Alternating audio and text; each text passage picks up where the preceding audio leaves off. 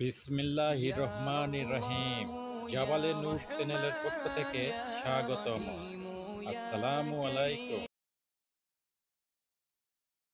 সম্মানিত দিনদার ভাই বোন বন্ধুরা, শত্রু দমনের আরও একটি আমল নিয়ে হাজির হয়েছি।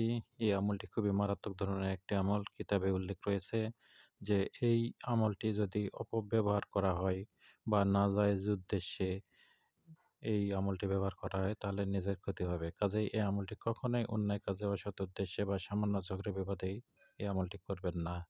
এটি আল্লাহ তাআলার একটি নামের আমল। আল্লাহ তাআলার ৯৯টি সুন্দর গুণবাচক নাম রয়েছে। এই নামগুলি পাঠে অনেক ফজিলত, অনেক উপকার পাওয়া যায়। এর মধ্যে একটি নাম হলো আল কাবিয়্যু। আল্লাহ তাআলার এই নামটি আল কাবিয়্যু, এই নামের অর্থ হলো মহাপরাক্রমশালী, শক্তিমান।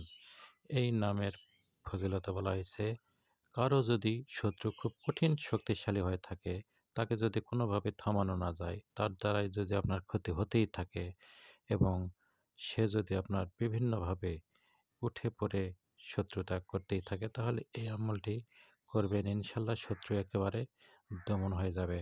প্রথমে আটা পানিতে মেখে নেবেন বা আটার গুলি বানাবেন এবং এই গুলির মধ্যে ১০০টি বুট পরিমাণ গুলি তৈরি করবেন।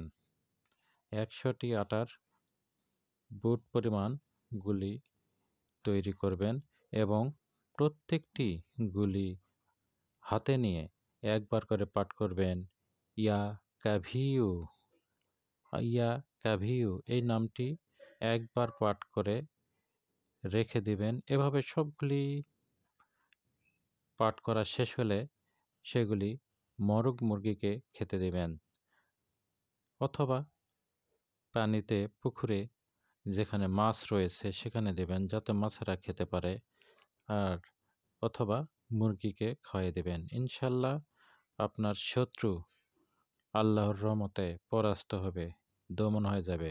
আপনি যদি শত্রুর অত্যাচারে অতিষ্ঠ হয়ে থাকেন, শত্রুর অত্যাচার থেকে নিষ্কৃতি পাওয়ার কোনো পথ পাচ্ছে না, তাহলে এই আমলটি করবেন, ইনশাল্লাহ এতে ১০০% সফলতা আসবে। এই আমলটি নেওয়া হয়েছে খাজাইনুল ইরফান গ্রন্থ থেকে।